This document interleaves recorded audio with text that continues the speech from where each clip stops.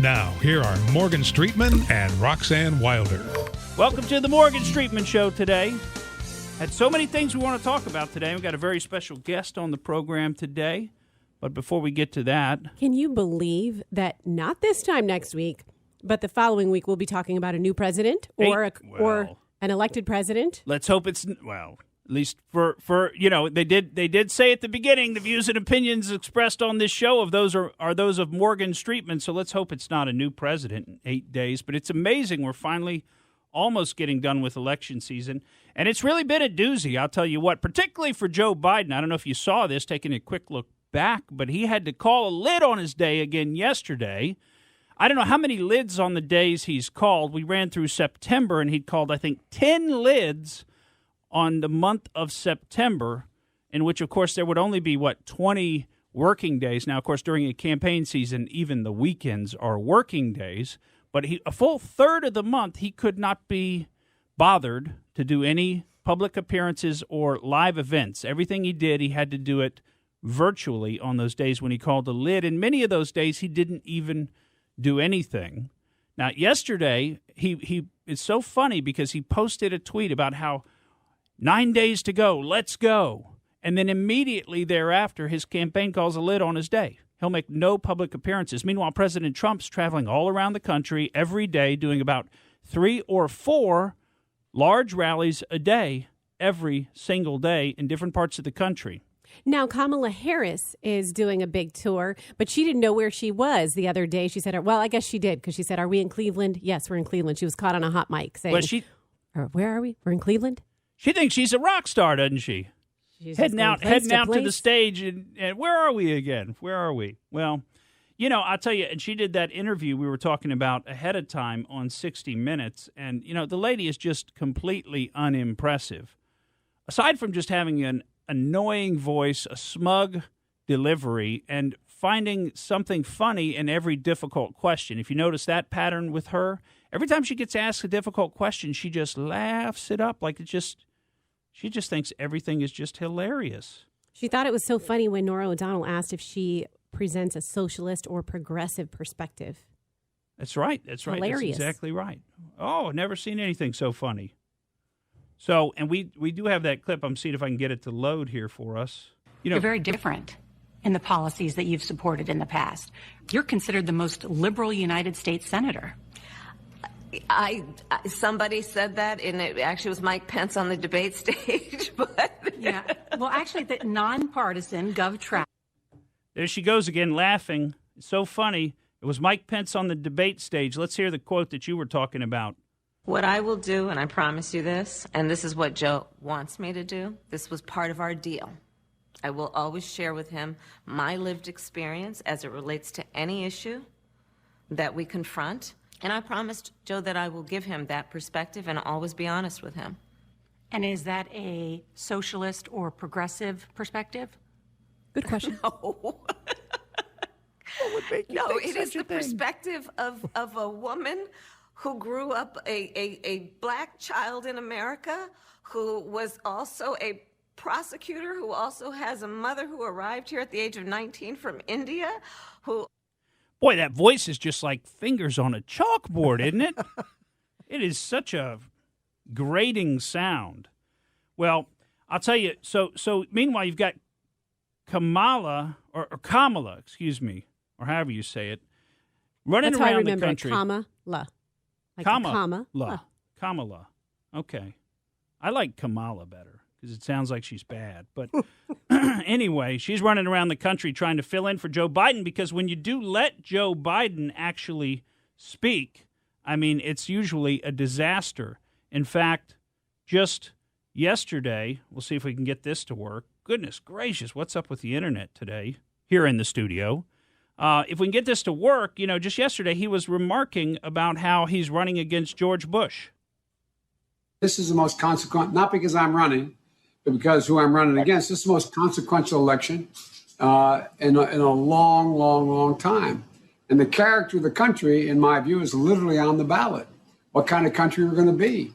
4 more years of Georgia, is going to find ourselves in a position where if Trump gets elected, we're going to be in a different world.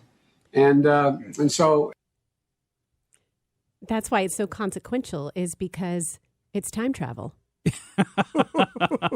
This is the first election featuring time travel. So we're actually going back to the George Bush years.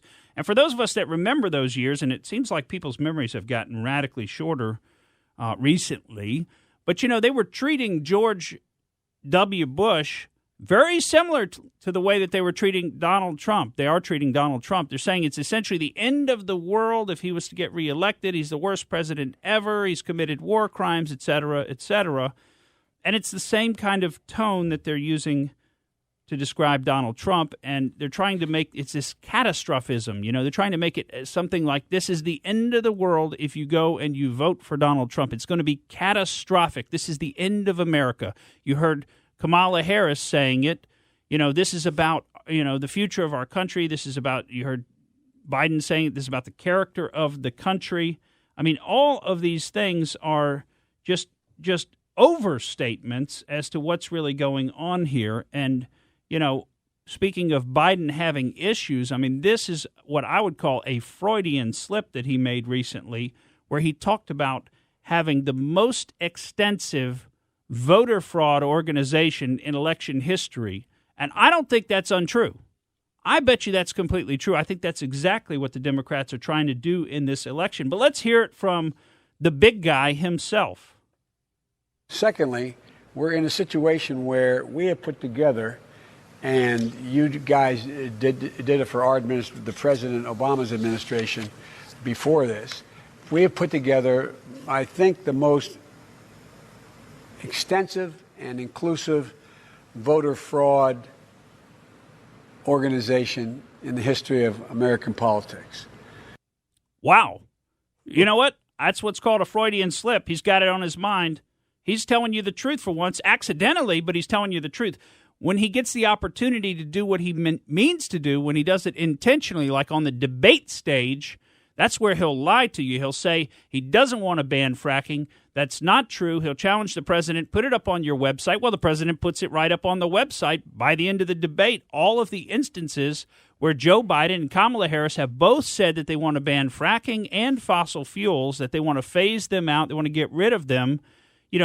Kamala Harris was one of the co-sponsors of the Green New Deal. And the whole point of the Green New Deal is they want to totally get rid of fossil fuels in the next, 10 or 15 years as part of their plan, which is, it's not only is it insane, but it's completely impossible. It cannot be done. And they'll destroy this economy. They'll destroy the country. All of our economy, all of our food production is based on the internal combustion engine. Our entire economy is based on fossil fuels to create the energy to run the machines and things that we like to have in our lives, including most of our cars. And you say, well, what about electric cars? Well, where do you think the electricity comes from? The electricity comes from these big coal-fired power plants. Okay, we're not generating electricity through solar panels in sufficient volume, which are highly inefficient. We're not generating enough electricity through solar panels to power everything. Or wind. We heard that, wind. Oh, you just don't know about wind. Well, wind has a whole host of problems.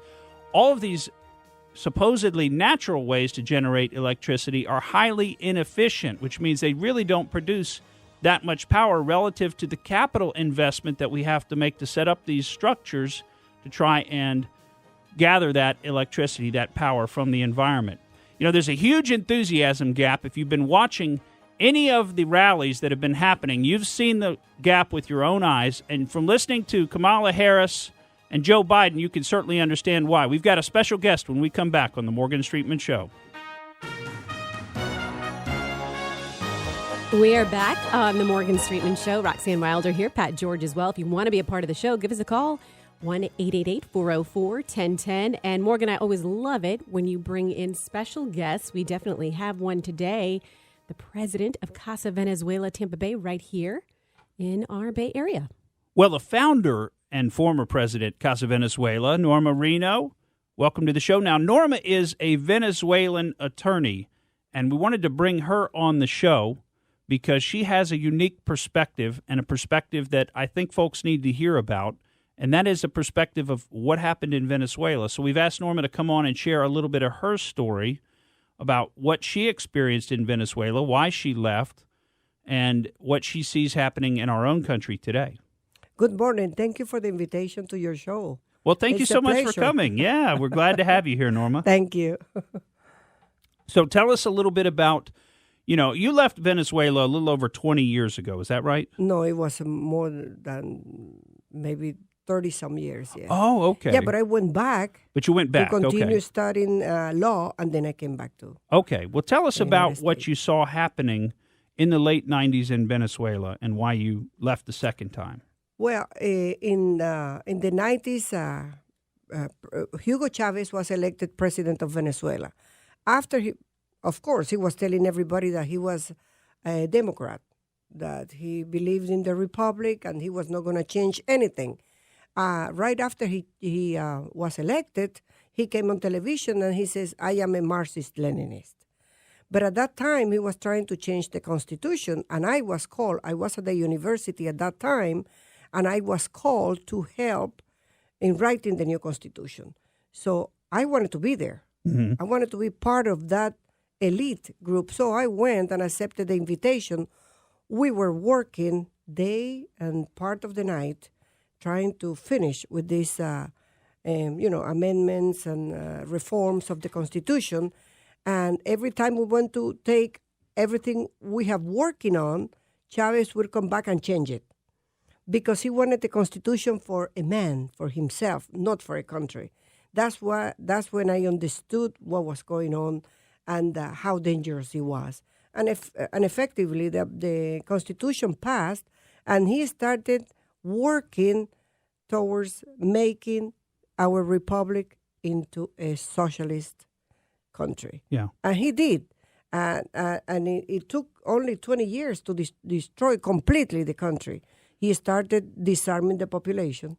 You know how socialists are. Yeah. You can tell what are the steps or what is the next step they are going to take in order to get socialism in the country. And they always start with disarming the population, don't they? Always. He says, you don't need guns. You don't need weapons. We will protect you. Yeah.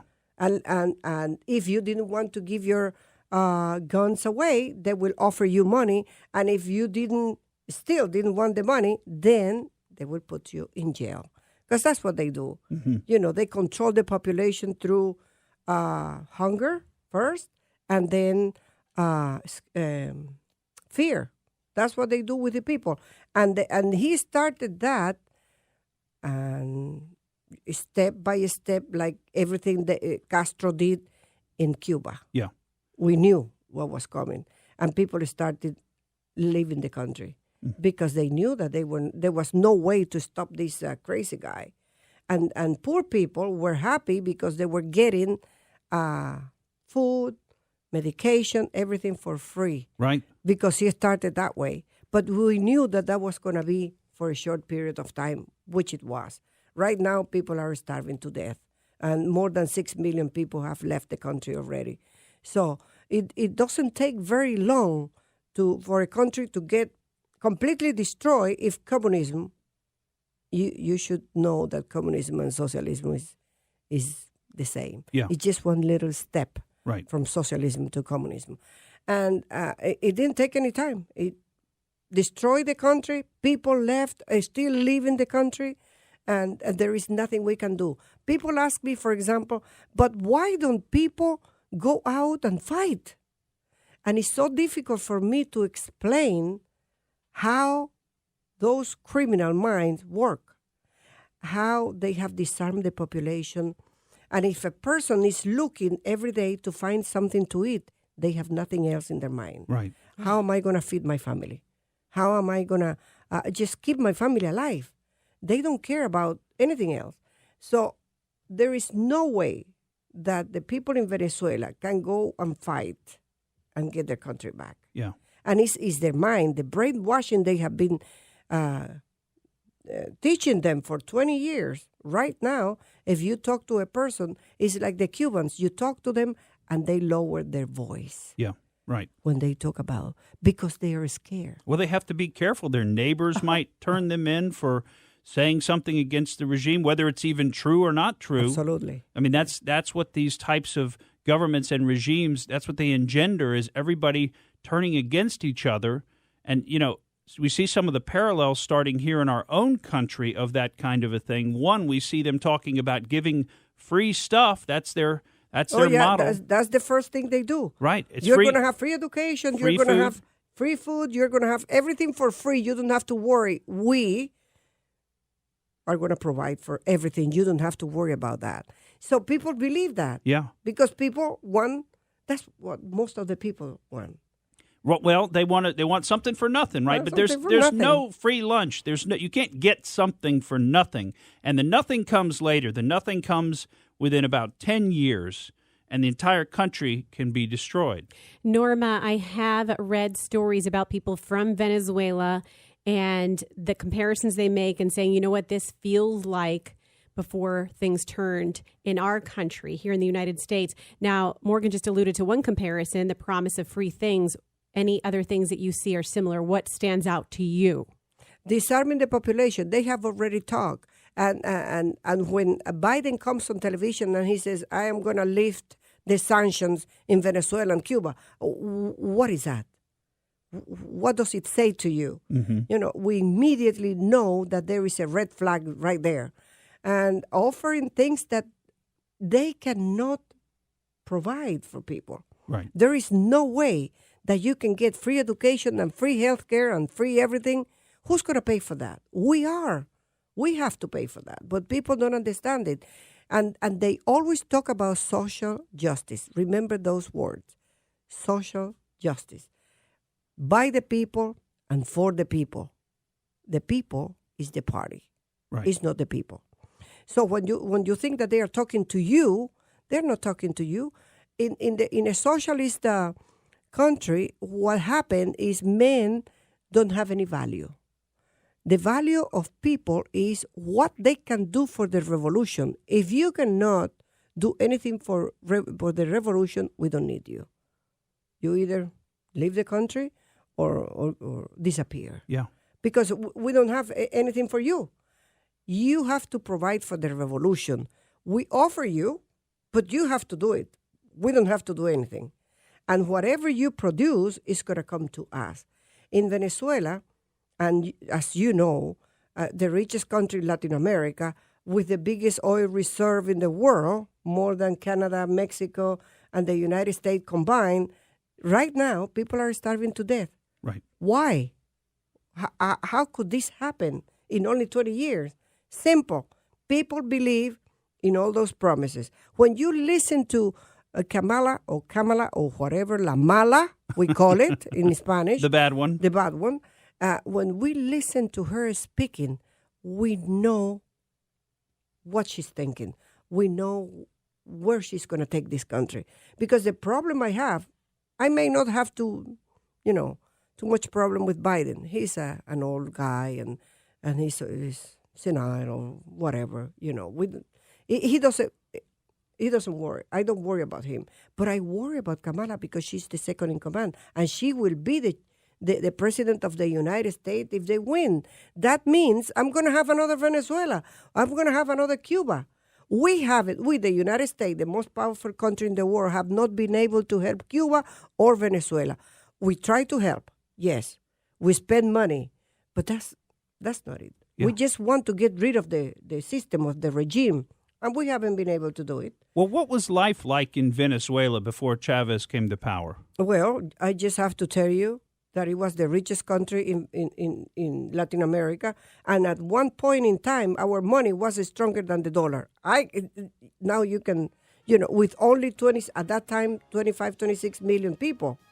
And the richest country, we were all rich. We didn't know we were rich, but I didn't know that there were people in other places starving to death because, I was in Venezuela. Yeah, it was different. We didn't need anything. And seeing and facing that evil and seeing what happened to a country, it's going to happen here. If we don't fight it, And if we don't get President Trump elected, we are going to have it here. Well, and I want to talk to you some about a speech that you gave to the Fighters Against Socialism bus tour that I saw you give that was just fantastic a few weeks ago with Don Jr. when we come back. But the parallels that you described to what you see happening in our country today and what you saw in Venezuela are really frightening. We'll be right back on the Morgan Streetman Show. Back on the Morgan Streetman Show, and today we are joined by a special guest, Norma Reno, and she is former president but founder of Casa Venezuela Tampa Bay, and getting a lot of insight as to what Venezuela was like before it switched to socialism and the destruction that can cause. Well, you know, Norma was drawing some interesting parallels for us on what she saw in Venezuela before the Chavez government came to power and the type of sales pitch that they gave people. And it involved free stuff. It involved this concept of you not needing weapons to defend yourself. So some kind of gun control, taking away the weapons. You won't need them anymore. Those were two of the big pillars of how they came to power. But, you know, Venezuela was a very rich country. And what has happened to it in a span of about 20 years is unbelievable because they've now got people literally starving in Venezuela. So all this free stuff doesn't last. You know, the sales pitch doesn't turn out to be reality. What happens is once they get into power, they change the Constitution, they change the laws, they do things like pack the court, like Biden and Harris are talking about doing, and they've all but admitted to that. If you have any question as to whether they were going to do that or not, all you have to do is look at the fact that they've refused to deny it, because it'd be the simplest thing in the world to just outright deny that. And it's like so many other radical positions that they have that they won't deny. Okay, they kind of try to, and they'll try to put on a good face, just like Biden did at the debate, and he'll try to deny that he wants to ban fracking. But then you pull the tape and you see he said it many times. Kamala Harris did the same thing in the debate with Mike Pence, tried to deny that they want to ban fracking or get rid of fossil fuels. But you pull the tape. She was one of the co-sponsors of the Green New Deal, which explicitly wants to get rid of fossil fuels. And it's right on the Biden-Harris campaign website. So the point is they're going to lie to you. And I hope folks understand that. You can't take what Joe Biden and Kamala Harris say at face value because they're lying intentionally. They're lying just like Chavez lied to get into power. Once they're in power, once the socialists do take over, they're never going to release power. And I mean, we are literally in the fight of our life here in this country right now, because if this election falls, I don't know that we can come back from it. And what will the United States of America look like in 20 years? Will we have people starving in the streets? Well, if you look at the patterns of history, the answer would seem to be quite possibly we will if we go down that hardcore socialist, communist path.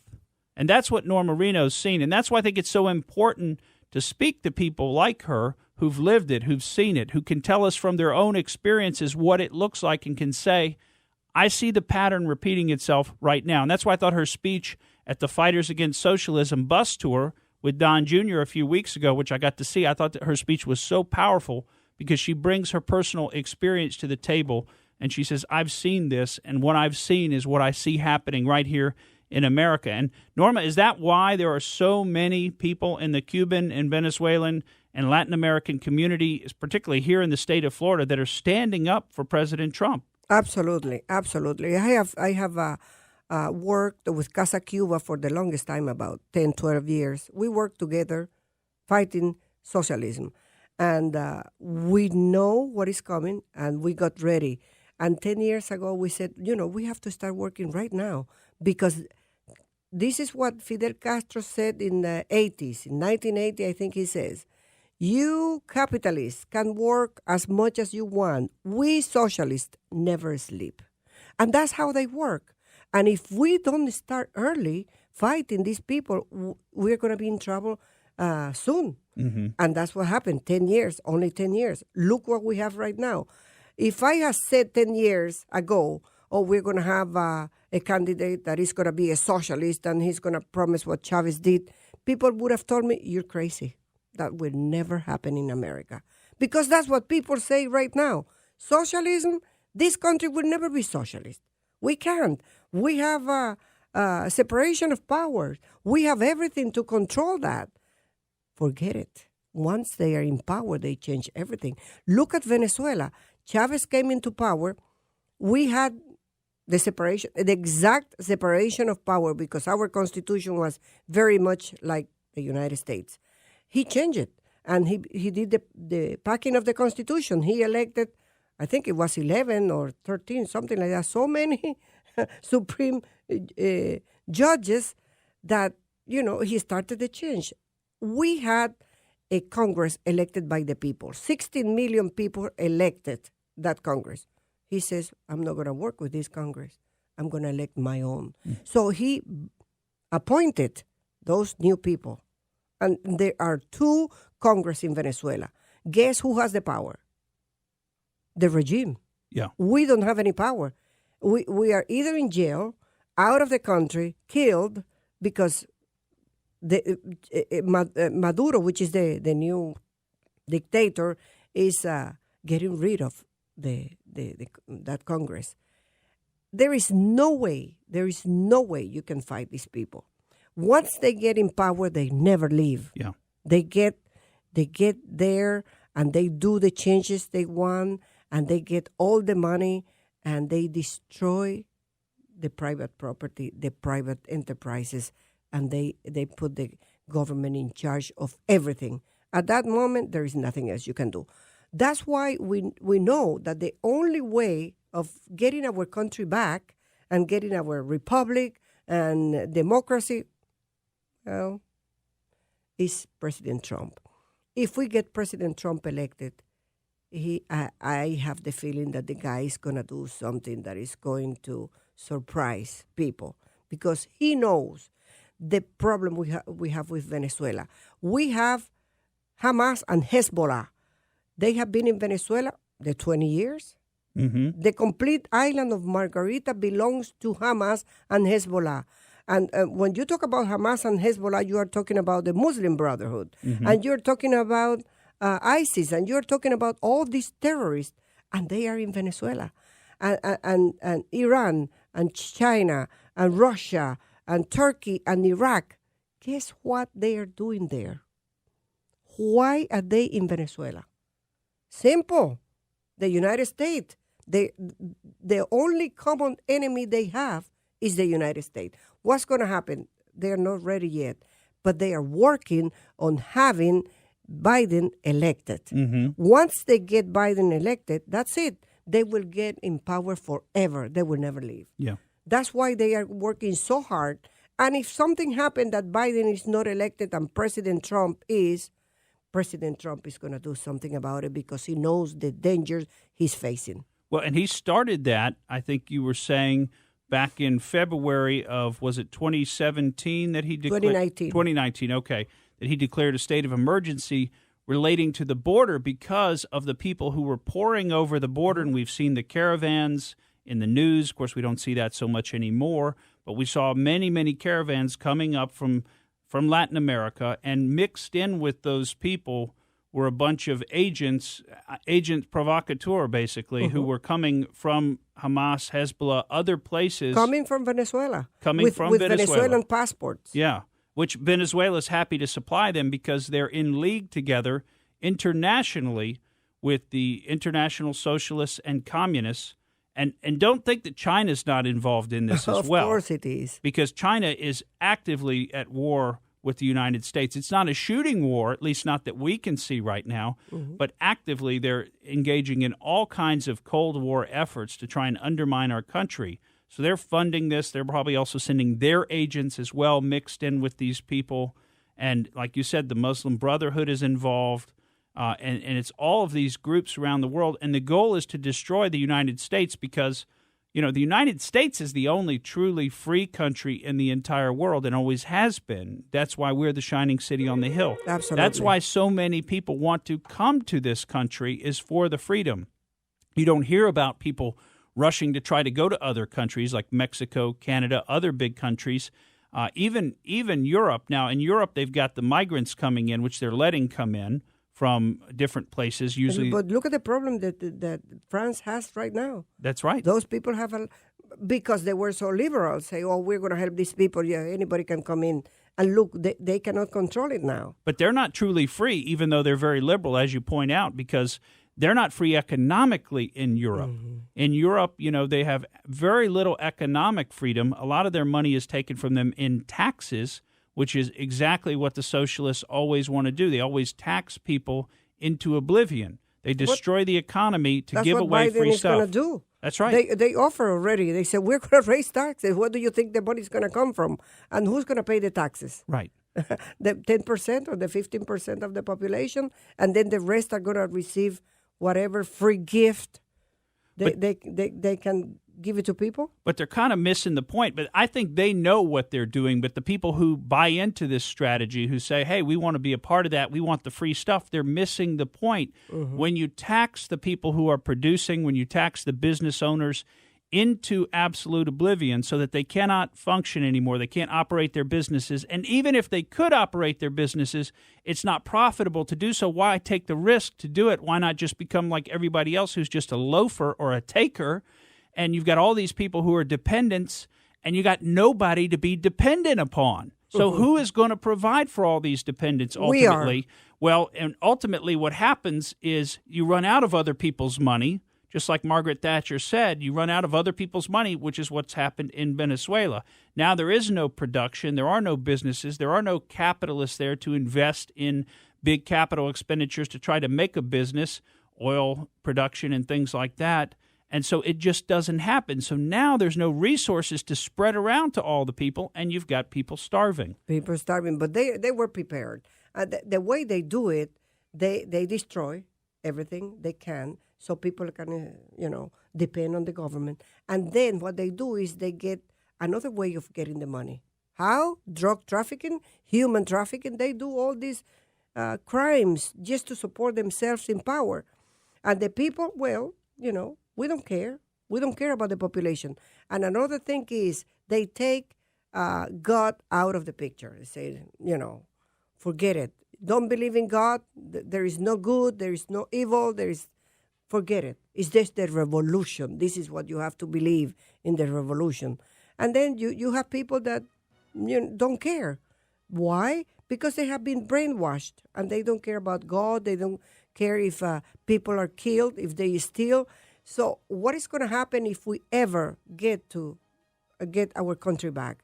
The work we have to do, just to train people, to teach people, to educate people to how they were before, is going to be a long time. Yeah. I would say maybe more than 30 years to get the country back to what it was. To undo the damage that's been done, yes. if it's even possible, if we can even get our country back, because we see countries like Cuba still. We can't get Cuba back. We can't get Cuba back to the free world, even though we've tried over 60-plus years to bring Cuba back, and it's just not happening, and we haven't seen any change in Venezuela either. So if we let it happen here, will we ever get it back? It's a big question. We'll be back. And we are back on the Morgan Streetman Show with a special guest, Norma Reno, with founder of Casa Venezuela Tampa Bay. Norma, I have to tell you this conversation. I just want to say thank you because it is so enlightening. It seems so simple, and it makes you wonder, why isn't this message being understood and really sinking in, particularly when it comes to young people? Well, you see the media suppressing this message. I mean, social media hugely suppressing anything about this message, as well as other messages that people need to hear that are true, like the fact that Joe Biden and Kamala Harris, if they become president and vice president, they plan to pack the Supreme Court. And, we've got a very important vote coming up today on the floor of the United States Senate, and that is whether or not to confirm Amy Coney Barrett as the next justice of the Supreme Court. Now, you listen to the media tell you, and they'll say that she is being put up to fill Ruth Bader Ginsburg's seat. Well, that's such a lie, because that's not Ruth Bader Ginsburg's seat. Yeah, Ruth Bader Ginsburg was the justice who filled that seat, but it's not her seat. It's not some pre-designated seat for the most liberal person we can find, and now they want to put in a conservative. And the media is playing along with this. They're doing just exactly what the communists, what Lenin taught them, which is they're changing the language. This is exactly what the socialists and the communists always do. They always change the language. So now they're saying, well, wait, the Republicans have been packing the court for the entire 4 years of Donald Trump's presidency. But that's a blatant lie, because packing the court actually has a meaning. It means to add justices to the court, which is what Franklin Delano Roosevelt was trying to do when he didn't like the way that the Supreme Court at the time was ruling against his New Deal policies. And that's where the phrase, a switch in time saves 9, comes from, because what happened was the Supreme Court justices got so scared that FDR was actually going to pack the court at that time that they started changing their rulings and not finding these New Deal policies, which were unconstitutional. They quit finding them unconstitutional, and so they called that the switch in time that saved 9. So if you ever heard that phrasing, that's where that comes from. And here we are seeing that repeated in our own day, and we're seeing the change in the language and other hallmarks of a communist socialist takeover. And don't doubt for 1 second that this is being funded by the international communist. You hate to call it a conspiracy, but that's exactly what it is. It's a conspiracy. It's an agreement to do something unlawful, to take over a country, to replace a free government with a socialist communist government.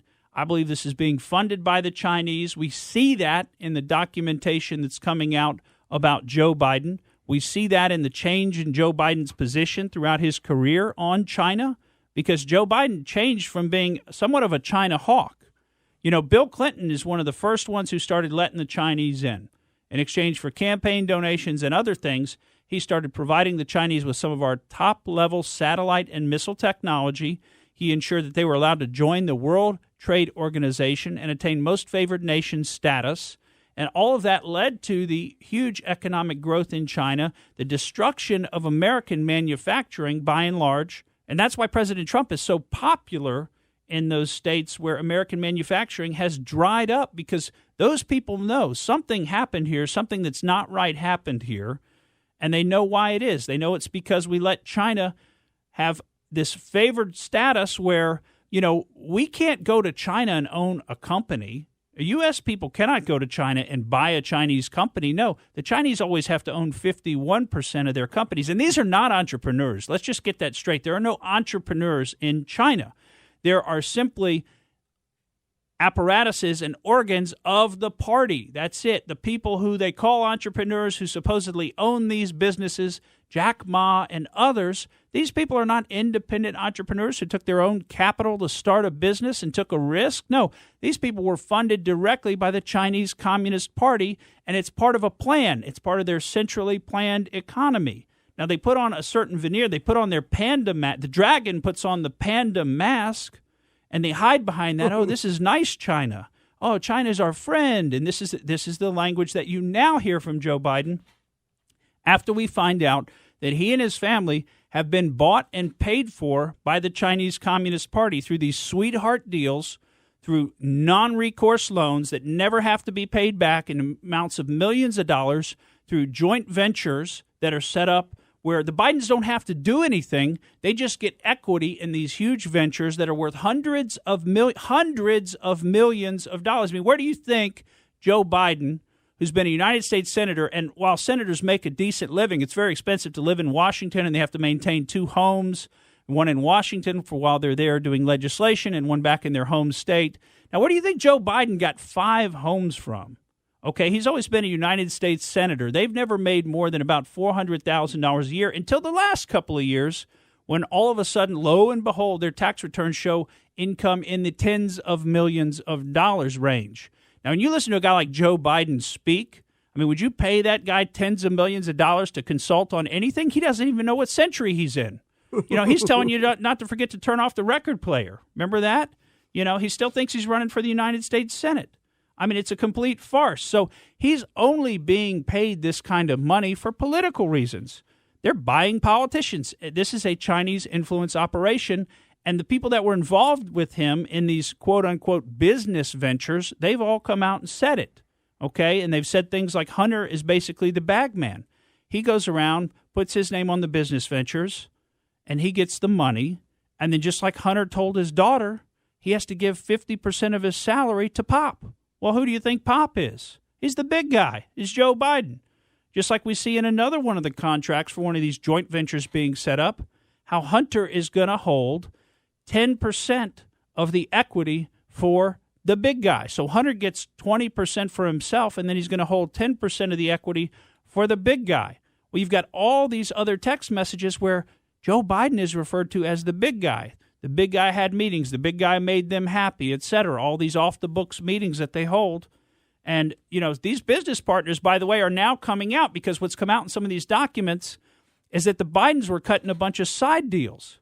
So not only did they have their supposed business partnership with their business partners to have some of these joint ventures and other things, but they were also getting side deal loans that were going straight into their pockets. And the business partners are a little bit upset about that. Some of these business partners are currently serving in jail. Another one's about to go to jail, Devin Archer. But Bevan Cooney is one that's currently serving in jail, and he's confirmed the fact that these were political influence purchases. They were buying Joe Biden and his family as politicians, and they were also creating blackmail against him. And I'll tell you what, if you want to go out there and look at some of the videos. I haven't done it, and I'm not recommending that you do it, but I've seen a couple of still shots of some of the videos of Hunter Biden that have come out, and it's just the tip of the iceberg of what's out there, by the way, on Hunter Biden, who's one of the most disgusting people I think we've seen in public life in a long time. You can see the text messages between his own family members. His own mother-in-law, Jill Biden, says he's sexually inappropriate with the children. These are the children of his dead brother, Beau Biden. There's apparently photos out there, again, haven't seen them, but that depict these children and him not clothed, his 14-year-old niece with him not fully clothed. I mean, it's absolutely disgusting. If Joe Biden wins the presidency, China will own this country. Period. The end. I'm Morgan Streetman, and that's the way I see it. Thank you for listening to the Morgan Streetman Show. We hope you enjoyed what you heard, and if you did, please click like and subscribe to help us out. And remember that we recommend that you exercise your brain at least once a week.